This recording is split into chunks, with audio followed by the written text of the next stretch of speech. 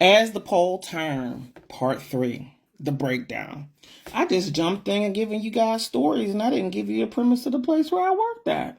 So let me tell you about where I worked at. I worked at a club called Blush. It was downtown Pittsburgh. Did anybody watch the episode of The Real Housewives of Potomac when Mia Thornton says she worked at clubs where the girls wore gowns? Baby, she was telling the truth. That's probably the only thing she was telling the truth about.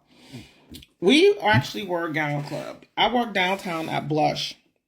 The city hated that that club was downtown next to a school. But here's a little piece of tea.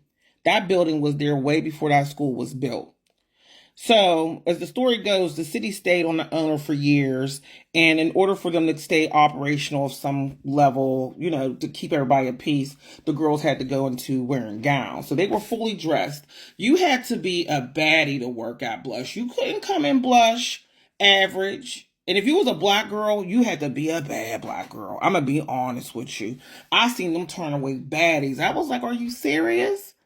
But you had to be a top contender.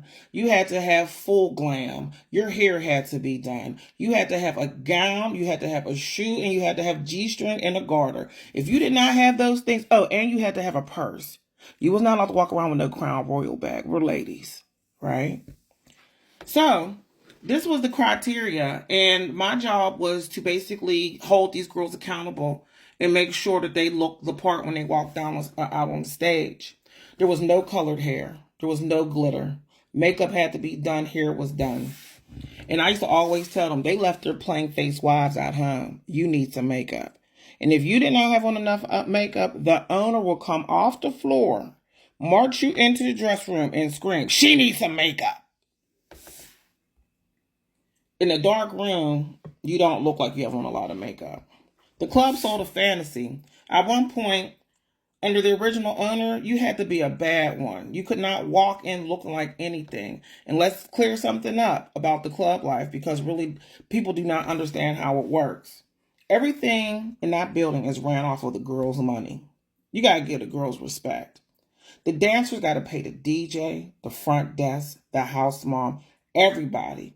People think the dancers walk in and automatically make money. No, that's slow nights or busy nights. Some girls walk out broke.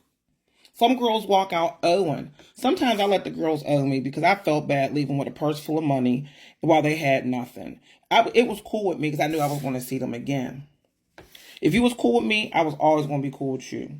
But there was always a line because I still had a job to do. And I was not about to mess up my job. Back in 2011, there used to be 30, 40 girls a night. Each girl paid the house mom $10. That's about $300, $400 a night cash. Like my daddy used to say, making money hand over fist. If the girls had a good night, everybody had a good night. The house moms didn't get hourly pay. No, that's too much like right. We only got paid by the girls. That was on some chauvinistic shit, I think.